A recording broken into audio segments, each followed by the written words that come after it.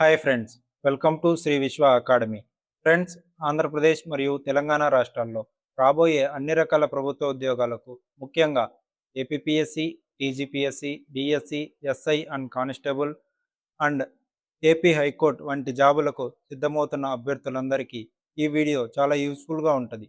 ఈరోజు మనం భారత భౌగోళిక విస్తరణ, సరిహద్దులు మరియు జనవరి 2026 నాటి అతి ముఖ్యమైన కరెంట్ అఫైర్స్ గురించి క్లుప్తంగా నేర్చుకుందాం. ఆలస్యం చేయకుండా టాపిక్లోకి వెళ్దాం. వీడియోలోకి వెళ్ళే ముందు ఒక చిన్న రిక్వెస్ట్. మీరు గనక మన ఛానల్ మొదటిసారి చూస్తున్నట్లయితే ఇప్పుడే సబ్స్క్రైబ్ చేసుకోండి మరియు పక్కనే ఉన్న బెల్ ఐకాన్ క్లిక్ చేయండి. అలాగే మా రెగ్యులర్ అప్డేట్స్ కోసం మమ్మల్ని ఇన్స్టాగ్రామ్ మరియు వాట్సాప్ ఛానల్లో ఫాలో అవుతూ ఉండండి. మీ ప్రిపరేషన్ మరింత పకడ్బందీగా మార్చుకోవడానికి ప్లేస్టోర్ నుండి ఇప్పుడే శ్రీ విశ్వ అకాడమీ యాప్ను డౌన్లోడ్ చేసుకోండి. అందులో మీకు సబ్జెక్ట్ వారీగా టెస్ట్ సిరీస్ మరియు ఎక్స్క్లూజివ్ కోర్సెస్ అనేవి అందుబాటులో ఉన్నాయి. లేట్ చేయకుండా వీడియో స్టార్ట్ చేద్దాం. ఫస్ట్ క్వశ్చన్: ఏ తీరంలో వేసవిలో పొడిగా ఉంటుంది మరియు శీతాకాలంలో వర్షపాతం పొందుతుంది? అంటే కొరమాండల్ తీరం, కొరమాండల్ కోస్ట్. కొరమాండల్ తీరం పులికాట్ సరస్సు మరియు కన్యాకుమారి మధ్య విస్తరించి వేసవిలో పొడిగా ఉంటుంది మరియు ఈశాన్య ఋతుపవనాల కారణంగా శీతాకాలంలో వర్షపాతం పొందుతుంది. నెక్స్ట్: ఏ రాష్ట్రం చైనాతో సరిహద్దును పంచుకోదు? కింద ఇచ్చిన వాటిల్లో ఏ రాష్ట్రం చైనాతో సరిహద్దును పంచుకోదు? అంటే ఉత్తరప్రదేశ్. ఉత్తరప్రదేశ్ అనేది చైనాతో సరిహద్దును పంచుకోదు. సో 5 రాష్ట్రాలు లడఖ్, హిమాచల్ ప్రదేశ్, ఉత్తరాఖండ్, సిక్కిం, అరుణాచల్ ప్రదేశ్ చైనాతో సరిహద్దును పంచుకుంటాయి, కానీ ఉత్తరప్రదేశ్ పంచుకోదు. నెక్స్ట్ క్వశ్చన్: భారత చైనా సరిహద్దులో ఏ సెక్టార్ మెక్మోహన్ లైన్ సంబంధం కలిగి ఉంటుంది? అంటే ఈస్టర్న్ సెక్టార్ భారత చైనా సరిహద్దు యొక్క తూర్పు సెక్టార్ భూటాన్ నుండి భారతదేశం, టిబెట్ మరియు మయన్మార్ యొక్క త్రిజంక్షనం వరకు మెక్మోహన్ లైన్ అని పిలువబడుతుంది. నెక్స్ట్ క్వశ్చన్: భారతదేశంలో అత్యధిక భూ సరిహద్దును పంచుకునే దేశం ఏది? అంటే బంగ్లాదేశ్. బంగ్లాదేశ్ అనేది భారతదేశం యొక్క అత్యధిక భూ సరిహద్దును పంచుకుంటుంది. ఇది 4096 కిలోమీటర్లు ఉంటుంది. నెక్స్ట్ క్వశ్చన్: భారతదేశంతో అతి తక్కువ భూ సరిహద్దును పంచుకునే దేశం వచ్చేసి ఆఫ్ఘనిస్తాన్. భారతదేశం యొక్క అతి తక్కువ భూ సరిహద్దుతో ఆఫ్ఘనిస్తాన్తో ఉంది. నెక్స్ట్: భారత చైనా సరిహద్దు యొక్క పశ్చిమ సెక్టార్లో వివాదాస్పద భూభాగం పేరు ఏమిటి? అంటే అక్సై చిన్ పశ్చిమ సెక్టార్లో వివాదాస్పద భూభాగం భారతదేశంలో లడఖ్లో భాగంగా మరియు చైనాలో జంజియాంగ్లో భాగంగా పేర్కొనబడింది. నెక్స్ట్: భారతదేశం మరియు పాకిస్తాన్ను వేరు చేసే సరిహద్దు రేఖ ఏది? అంటే రాడ్క్లిఫ్ లైన్. భారతదేశం మరియు పాకిస్తాన్ సరిహద్దు 1947లో రాడ్క్లిఫ్ ఆఫ్ ద్వారా నిర్ణయించబడింది. దీనిని రాడ్క్లిఫ్ లైన్ అని పిలుస్తారు. నెక్స్ట్ క్వశ్చన్: ఏ భారత రాష్ట్రం నేపాల్తో సరిహద్దును పంచుకుంటుంది? అంటే సిక్కిం అనేది నేపాల్తో సరిహద్దును పంచుకుంటుంది. సిక్కిం, ఉత్తరాఖండ్, ఉత్తరప్రదేశ్, బీహార్, పశ్చిమ బెంగాల్తో పాటు నేపాల్తో సరిహద్దును పంచుకుంటాయి. నెక్స్ట్: భారతదేశం మరియు శ్రీలంకను వేరు చేసే ఇరుకైన సముద్రం పేరేమిటి? అంటే పాక్ స్ట్రైట్. భారతదేశం మరియు శ్రీలంక పాల్క్ జలసంధి ద్వారా వేరు చేయబడతాయి. ఇది ఇరుకైన మరియు లోతు లేని సముద్రం. నెక్స్ట్: ఏ తీరం దాని అందమైన లగూన్లను ప్రసిద్ధి చెందింది? ఇది పర్యాటక గమ్యస్థానంగా చేస్తుంది. అంటే మలబార్ కోస్ట్. మలబార్ తీరం అనేది మంగళూరు నుండి కన్యాకుమారి వరకు విస్తరించింది. దానిని లగూన్లకు ప్రసిద్ధి చెందిందిగా చెప్తారు. ఇది ప్రసిద్ధ పర్యాటక గమ్యస్థానంగా పనిచేస్తుంది. నెక్స్ట్: భారతదేశం ఉష్ణమండల దేశంగా ఎందుకు పరిగణించబడుతుంది? సమశీతోష్ణ స్థితి ప్రాంతం ఉన్నప్పటికీ. అంటే due to Himalayas and tropical monsoons. హిమాలయాలు సమశీతోష్ణ స్థితి వాయురాశులను అడ్డుకోవడం మరియు ఉష్ణమండల ఋతుపవనాల ఆధిపత్యం ఉష్ణమండల సాంస్కృతిక ఆచారాలతో పాటు భారతదేశాన్ని ఉష్ణమండల దేశంగా చేశాయి. నెక్స్ట్: పశ్చిమ తీర ప్రాంతాలలో ఏ రాష్ట్రాలు భాగమవుతాయి అంటే గుజరాత్, మహారాష్ట్ర, కర్ణాటక, కేరళ. పశ్చిమ తీర ప్రాంతాలలో ఉన్న రాష్ట్రాలు గుజరాత్, మహారాష్ట్ర, కేరళ, కర్ణాటక. పశ్చిమ తీర ప్రాంతాలు గుజరాత్ నుండి దక్షిణంలో కేరళ వరకు విస్తరించున్నాయి. మధ్యలో మహారాష్ట్ర మరియు కర్ణాటక గుండా వెళ్తాయి.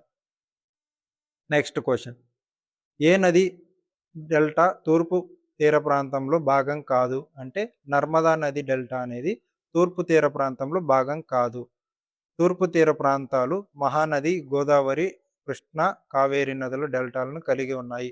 కానీ నర్మదా బంగాళాఖాతంలో కాకుండా అరేబియా సముద్రంలోకి ప్రవహిస్తుంది. నెక్స్ట్. ఏ తీరం కచ్ మరియు కతియావార్ ప్రాంతాలుగా విభజించబడింది అంటే కచ్ అండ్ కతివార్ కోస్ట్. పశ్చిమ తీర ప్రాంతాలు కచ్ మరియు కతియావార్ తీరాన్ని కలిగి ఉన్నాయి. కచ్ ఇండస్ నది ద్వారా గల్ఫ్గా ఏర్పడింది మరియు కతియావార్ దాని దక్షిణాన ఉంది. నెక్స్ట్. భారత ప్రామాణిక సమయం ఐఎస్టి అనేది యూటీసీ నుండి ఎంత వ్యత్యాసంలో ఉంది అంటే యూటీసీ ప్లస్ 530. భారత ప్రామాణిక సమయం IST coordinate universal time UTC కంటే 5 గంటల 30 నిమిషాలు ముందుంది. నెక్స్ట్. భారత ప్రామాణిక మెరిడియన్ రేఖ ఏ రాష్ట్రాల గుండా వెళ్తుంది అంటే ఉత్తరప్రదేశ్, మధ్యప్రదేశ్, ఛత్తీస్గఢ్, ఒడిశా, ఆంధ్రప్రదేశ్. భారత ప్రామాణిక మెరిడియన్ ఉత్తరప్రదేశ్ మరియు మధ్యప్రదేశ్, ఛత్తీస్గఢ్, ఒడిశా, ఆంధ్రప్రదేశ్ల గుండా వెళ్తుంది. నెక్స్ట్. భారతదేశం యొక్క తూర్పు పశ్చిమ విస్తరణ ఉత్తర దక్షిణ విస్తరణ కంటే తక్కువగా ఎందుకు ఉంటుంది అంటే ద్వీపకల్పం అనేది కుంచుకుపోవడం వలన. తూర్పు పశ్చిమ విస్తరణ ఉత్తర దక్షిణ విస్తరణ కంటే తక్కువగా కనిపిస్తుంది. ఎందుకంటే 22° నార్త్ అక్షాంశం దక్షిణంలో భారతదేశం ఒక ద్వీపకల్పంగా సన్నబడుతుంది. దాని వెడల్పును తగ్గించేస్తుంది. నెక్స్ట్. జనవరి 2026లో సునాబేడా వన్యప్రాణి సంరక్షణ కేంద్రం అధికారికంగా మావోయిస్టు రహిత ప్రాంతంగా ప్రకటించబడింది. ఇది వన్యప్రాణుల పర్యవేక్షణను మెరుగుపరచడానికి మార్గం సుగమం చేస్తుంది. సునాబేడా వన్యప్రాణి సంరక్షణ కేంద్రం ఏ రాష్ట్రంలో ఉంది అంటే ఒడిశా రాష్ట్రంలో ఉంది. నెక్స్ట్. ఇటీవల పంచాయతీరాజ్ శాఖ ఎన్నికైన ప్రతినిధులతో 2 మార్గాల డిజిటల్ వారధిని ఏర్పాటు చేయడానికి రూపొందించిన పంచం అనే ఒక ప్రధాన ఏఐ కార్యక్రమాన్ని ప్రారంభించింది. పంచం అంటే ఏమిటి అంటే ఏఐ ఆధారిత పంచాయతీల సహాయం మరియు సందేశాల చాట్బాట్. ఫ్రెండ్స్, మీరు ఈ సబ్జెక్ట్స్ను ఇంకా లోతుగా నేర్చుకోవాలనుకున్నా లేదా ఈ టాపిక్స్ పైన ఆన్లైన్ టెస్టులు రాయాలనుకున్నా ఇప్పుడే ప్లేస్టోర్ నుంచి శ్రీ విశ్వ అకాడమీ యాప్ని డౌన్లోడ్ చేసుకోండి. అక్కడ మీకు చాప్టర్ వైజ్ బిట్స్ అండ్ అలాగే ఎక్స్క్లూజివ్ స్టడీ మెటీరియల్స్ అందుబాటులో ఉన్నాయి. అదేవిధంగా అర్థమెటిక్ అండ్ రీజనింగ్ అయితే special tricks and easy tricks తోటి మీకు అద్భుతమైన క్లాసెస్ అనేవి అందించడం జరిగింది. అలాగే మీరు మన ఛానల్ ఇంకా సబ్స్క్రైబ్ చేసుకోకపోతే సబ్స్క్రైబ్ చేసుకోండి. వెంటనే మమ్మల్ని ఇన్స్టాగ్రామ్ మరియు వాట్సాప్ ఛానల్లో ఫాలో అవుతుండండి. అందులో మీకు డైలీ అప్డేట్స్ అండ్ క్విజెస్ అనేవి కండక్ట్ చేస్తూ ఉంటాం. సో ఇంకా మనం మళ్ళీ టాపిక్లోకి వెళ్దాం. నెక్స్ట్. సుమారు 9,000 మీటర్ల ఎత్తు వరకు బూడిద రేణువులను వెదజల్లిన షివెలుచ్ అగ్నిపర్వతం కొన్ని వారాలుగా క్రియాశీలంగా ఉంది. షివెలుచ్ అగ్నిపర్వతం ఏ ప్రాంతంలో ఉంది అంటే కమ్చట్కా ద్వీపకల్పం అనే ప్రాంతంలో షివెలుచ్ అనే అగ్నిపర్వతం ఉంది. నెక్స్ట్. మేఘాలయలోని జీవన వేళ్ల వంతెనలను యునెస్కో ప్రపంచ వారసత్వ హోదా కోసం భారతదేశం నామినేట్ చేసింది. ఈ జీవన వేళ్ల వంతెనలకు సంబంధించి క్రింది ప్రకటనలలో సరైనది ఏది అంటే కింద 4 స్టేట్మెంట్స్ అనేవి ఉన్నాయి. వాటిలో ఏది సరైనది అంటే ఆప్షన్ బి, కాశీ మరియు జైంతియా గిరిజనులు సజీవ వాయువేళ్లను ఉపయోగించి వీటిని పెంచుతారు. ఓకేనా. నెక్స్ట్. భారత ప్రభుత్వం ఎంఎండిఆర్ చట్టం 1957 కింద ఒక ఖనిజాన్ని నిర్దేశిత మరియు అణు ఖనిజంగా నోటిఫై చేసింది. ఇది ఏ చట్టపరమైన నిబంధన కింద ఈ నోటిఫికేషన్ జారీ చేయబడింది అంటే గనులు మరియు ఖనిజాల అభివృద్ధి మరియు నియంత్రణ చట్టం 1957లోని సెక్షన్ 11C. నెక్స్ట్, రైతు ఉత్పత్తిదారుల సంస్థలను FPOSలను బలోపేతం చేయడానికి తమిళనాడులో ఒక ఉన్నత స్థాయి కమిటీని ఏర్పాటు చేశారు. ఈ కమిటీ యొక్క ప్రధాన లక్ష్యం ఏమిటి అంటే FPOs అంటే రైతు ఉత్పత్తిదారుల సంస్థలు పనితీరును సమీక్షించడం మరియు వాటి స్థాయిని పరిధిని విస్తరించడానికి సిఫార్సులు చేయటం. నెక్స్ట్, ఇటీవల ఆవాసాల నష్టం మరియు భూక్షీణత కారణంగా పిగ్మీ పంది జనాభా గణనీయంగా క్షీణించింది. భారతదేశంలోని ఏ ప్రాంతానికి పిగ్మీ పంది చెందినది అంటే ఈశాన్య భారతదేశానికి చెందినది. నెక్స్ట్, ఇటీవల ప్రయాణికులకు సహాయపడటానికి మరియు భారతీయ రైల్వే సేవలను మరింత సౌకర్యవంతం చేయడానికి రైల్వే శాఖ ASC అర్జున్ అనే పేరుతో ఒక హ్యూమనాయిడ్ రోబోట్ను ప్రవేశపెట్టింది. ఈ హ్యూమనాయిడ్ రోబోట్ను ఏ రైల్వే స్టేషన్లో మోహరించారు అంటే విశాఖపట్నం రైల్వే స్టేషన్లో ఈ హ్యూమనాయిడ్ రోబోట్ అనేది పెట్టడం జరిగింది. నెక్స్ట్, గ్రహాంతర గ్రహాల ఆవిష్కరణను వేగవంతం చేయడానికి నాసా తన AI వ్యవస్థ అయిన ఎకోమినార్ ప్లస్ ప్లస్ను ఓపెన్ సోర్స్ చేసింది. ఎకోమినార్ ప్లస్ ప్లస్ ప్రధానంగా క్రింది ఏ ప్రయోజనం కోసం రూపొందించబడింది అంటే కెప్లర్ మరియు TESS మిషన్ల డేటా నుండి గ్రహాంతర గ్రహాలను గుర్తించడం మరియు ధృవీకరించడం. నెక్స్ట్, ప్రధానమంత్రి నరేంద్ర మోడీ ఇటీవల లాలా లజపతి రాయ్ జయంతి సందర్భంగా ఆయనకు నివాళులు అర్పించారు. భారతదేశ స్వాతంత్ర్య పోరాటంలో క్రింది వాటిలో దేనికి సంబంధించి లాలా లజపతి రాయ్ ప్రముఖ పాత్ర పోషించారు అంటే సైమన్ కమిషన్కు వ్యతిరేకంగా నిరసనలకు నాయకత్వం వహించడం. నెక్స్ట్, కేంద్ర హోంమంత్రి రష్ బిహారీ బోస్ జయంతి సందర్భంగా ఆయనకు నివాళులు అర్పించారు. భారతదేశ స్వాతంత్ర్య పోరాటం సందర్భంలో రష్ బిహారీ బోస్ కింది వర్గాలలో దేనికి చెందినవారు అంటే గదర్ ఉద్యమం మరియు INAతో సంబంధం కలిగిన విప్లవకారుడు. నెక్స్ట్, సిట్రస్ సాగును ప్రోత్సహించేందుకు రాజస్థాన్ ప్రభుత్వం శ్రీ గంగానగర్లో కిన్నో మహాకుంభ్ను నిర్వహిస్తోంది.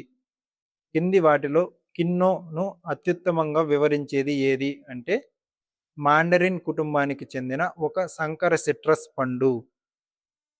నెక్స్ట్, భారతదేశం తన అణురంగాన్ని ప్రైవేట్ భాగస్వామ్యానికి తెరుస్తూనే అదే సమయంలో స్వదేశీ లైట్ వాటర్ రియాక్టర్ల అభివృద్ధిని వేగవంతం చేస్తుంది. కింది వాటిలో ఏ వాక్యం లైట్ వాటర్ రియాక్టర్ను సరిగా వివరిస్తుంది అంటే ఇది కూలెంట్గా సాధారణ నీటి మరియు మోడరేటర్ను ఉపయోగిస్తుంది. నెక్స్ట్, ఇటీవల పర్యావరణ మరియు అటవీ వాతావరణ మార్పుల మంత్రిత్వ శాఖ జీవ వైవిధ్యాన్ని పరిరక్షించడానికి కుంభల్గఢ్ వన్యప్రాణుల అభయారణ్యాన్ని పర్యావరణ శూన్యత ప్రాంతంగా ప్రకటించింది. కుంభల్గఢ్ వన్యప్రాణుల అభయారణ్యం భారతదేశంలోని ఏ రాష్ట్రంలో ఉంది అంటే రాజస్థాన్ రాష్ట్రంలో ఉంది. నెక్స్ట్, ఇటీవల ODOP ఒక జిల్లా ఒక ఉత్పత్తి 1 డిస్ట్రిక్ట్ 1 ప్రోడక్ట్ అనే పథకం కింద ప్రత్యక్ష జీవనోపాధిని మరియు మార్కెట్ విస్తృతిని నిలబెట్టుకునేందుకు గాను ఈ కార్యక్రమాన్ని పద్ధతి ప్రకారం విస్తరించాలని కేంద్ర మంత్రి ఆదేశించిన కేవలం వారం రోజుల్లోనే ఈ పథకం విజయం సాధించింది. కలాడి అనే భారతదేశంలోని ఏ ప్రాంతానికి సంబంధించిన ఒక సంప్రదాయ పాల ఉత్పత్తి అంటే ఉదంపూర్ జిల్లా జమ్మూ కాశ్మీర్కి చెందినటువంటి ఒక సంప్రదాయ పాల ఉత్పత్తి కలాడి అనేది. నెక్స్ట్, భారతదేశంలో ఏ రంగం 2014లో 8.4 లక్షల కోట్ల నుండి నేడు 16 లక్షల కోట్లకు విస్తరిస్తూ వృద్ధిని కనబరిచింది అంటే ఎగుమతుల రంగం. ఎగుమతుల రంగం అనేది భారతదేశంలో 2014లో 8.4 లక్షల కోట్ల నుండి నేడు 16 లక్షల కోట్లకు విస్తరించి వృద్ధిని కనబరిచింది. నెక్స్ట్, జనవరి 16, 2026తో ముగిసిన వారానికి భారతదేశ విదేశీ మారక ద్రవ్య నిల్వల మొత్తం స్థాయి ఎంత అంటే 701 బిలియన్ యుఎస్డి కంటే ఎక్కువ. నెక్స్ట్ 2026 సంవత్సరానికి గాను వ్యక్తిగత విపత్తు నిర్వహణ విభాగంలో సుభాష్ చంద్రబోస్ జాతీయ పురస్కారానికి ఎవరు ఎంపికయ్యారు అంటే lieutenant colonel Sita Ashok Shele. Next 2026 సమ్మిళిత విద్యా సదస్సు ఎక్కడ జరిగింది అంటే న్యూఢిల్లీలో జరిగింది. నెక్స్ట్ జనవరి 23, 2026న రాష్ట్రపతి భవన్లో గ్రంథ కుటీర్ను రాష్ట్రపతి ప్రారంభించారు. ఇందులో 11 ప్రాచీన భారతీయ భాషలకు చెందిన అద్భుతమైన తాళపత్ర గ్రంథాలు మరియు పుస్తకాల సేకరణ ఉంది. గ్రంథ కుటీర్ ప్రధానంగా దేనిని ప్రదర్శిస్తుంది అంటే భారతదేశపు సుసంపన్నమైన మరియు వైవిధ్యభరితమైన సాంస్కృతిక, తాత్విక, సాహిత్య మరియు మేధో వారసత్వం. నెక్స్ట్ ఇటీవల పర్యావరణ చట్టాల కింద వసూలు చేసిన జరిమానాలను ఏ విధంగా వినియోగించాలో వివరిస్తూ కేంద్ర ప్రభుత్వం పర్యావరణ రక్షణ నిధి నియమాలు 2026ను నోటిఫై చేసింది. ఈ కొత్త నియమాల ప్రకారం వసూలు చేసిన జరిమానాలో ఎంత శాతం మొత్తాన్ని కేంద్రం తన వద్దే ఉంచుకుంటుంది అంటే 25%, 25%. నెక్స్ట్ ఇటీవల ఒక G4 భూ అయస్కాంత తుఫాను కారణంగా ఆకాశ వీక్షకులకు అద్భుతమైన అరోరాలను వీక్షించారు. క్రింది వాటిలో ఏది G4 భూ అయస్కాంత తుఫానును అత్యుత్తమంగా వివరిస్తుంది అంటే సౌర కార్యకలాపాల వల్ల భూ అయస్కాంత గోళంలో కలిగే తీవ్రమైన అలజడి మ్యాగ్నెటోస్పియర్. నెక్స్ట్ ఇటీవల చైనా జనాభా శీతాకాలంలోకి ప్రవేశిస్తోందని వర్ణించబడింది. జనాభా శీతాకాలం దేనిని సూచిస్తుంది అంటే తక్కువ సంతానోత్పత్తి మరియు వృద్ధాప్యం కారణంగా జనాభాలో దీర్ఘకాలిక క్షీణత. నెక్స్ట్ ఇటీవల INS సుదర్శిని లోకాయన్ 26 పేరిట ఒక ప్రపంచ యాత్రను ప్రారంభించింది. లోకాయన్ 26 యాత్ర యొక్క ప్రధాన ఉద్దేశం ఏమిటి అంటే భారతదేశ సముద్ర వారసత్వాన్ని ప్రదర్శించడం మరియు సముద్ర సహకారాన్ని బలోపేతం చేయడం. నెక్స్ట్ ఇటీవల సామాజిక కార్యకర్తలు ద్వేషపూరిత ప్రసంగం ప్రాథమిక హక్కులపై వివక్షాపూరిత ప్రభావాన్ని చూపిస్తుందని వాదిస్తూ దానిని రాజ్యాంగ హింసగా వర్గీకరించాలని సుప్రీంకోర్టును కోరారు. క్రింది వాటిలో ఏ రాజ్యాంగ హింసను ఉత్తమంగా వివరిస్తుంది అంటే ప్రభుత్వ అధికారులు చేసిన ప్రాథమిక హక్కుల ఉల్లంఘనలకు ప్రజా చట్టం ద్వారా కింద రాష్ట్ర బాధ్యత. నెక్స్ట్ క్వశ్చన్ ఇటీవల గ్వాటెమాలలో ముఠా హింస తీవ్రమవ్వడం కారణంగా దేశవ్యాప్తంగా 30 రోజుల పాటు దిగ్బంధన స్థితి ప్రకటించబడింది. గ్వాటెమాలా కింది వాటిలో ఏ ప్రాంతంలో ఉంది అంటే మధ్య అమెరికాలో ఉంది గ్వాటెమాలా అనేది. నెక్స్ట్ ఇటీవల జమ్మూ కాశ్మీర్లో ఇంతకు ముందెన్నడూ నమోదు కాని ఒక ముళ్ళపంది జాతి కనుగొనబడింది. భారతదేశ క్షీరద జాతులలో జాబితాలో కొత్తగా చేరిన ఆ జాతి ఏది అంటే బ్రాండ్స్ అనేది ముళ్ళపంది, దాని పేరు పెరాచినస్ హైపోమిల్స్. నెక్స్ట్ ఇటీవల సాగర్ మైత్రి కార్యక్రమం యొక్క 5వ విడత కోసం INS సాగరధ్వని నుండి కొచ్చి నుండి బయలుదేరింది. క్రింది వాటిలో ఏది INS సాగరధ్వనిని అత్యుత్తమంగా వర్ణిస్తుంది అంటే సముద్ర మరియు ధ్వని సంబంధిత అధ్యయనాల కోసం ఉపయోగించే ఒక సముద్ర పరిశోధన నౌక, దాని పేరే INS సాగరధ్వని. నెక్స్ట్ ఇటీవల భారతదేశంలోని కొబ్బరి సాగు ప్రాంతాల్లో రుగోస్ స్పైరలింగ్ వైట్ ఫ్లై వ్యాపిస్తోందని, ఇది పంట దిగుబడులను మరియు రైతుల ఆదాయాలను ప్రభావితం చేస్తుందని వార్తలు వచ్చాయి. క్రింది రాష్ట్రాలలో భారతదేశంలో కొబ్బరి ఉత్పత్తిలో అగ్రస్థానంలో ఉన్న రాష్ట్రం ఏది అంటే కర్ణాటక. కొబ్బరి ఉత్పత్తిలో అగ్రస్థానంలో ఉన్న రాష్ట్రం కర్ణాటక. నెక్స్ట్ బ్రిక్స్ ప్లస్ నౌకాదళం విన్యాసాలలో తాను పాల్గొనలేదని భారతదేశం ఇటీవల స్పష్టం చేసింది. 2026 బ్రిక్స్ ప్లస్ నౌకాదళ విన్యాసాలకు ఏ దేశం ఆతిథ్యం ఇచ్చింది అంటే దక్షిణాఫ్రికా అనేది 2026 బ్రిక్స్ ప్లస్ నౌకాదళ విన్యాసాలకు ఆతిథ్యం ఇచ్చింది.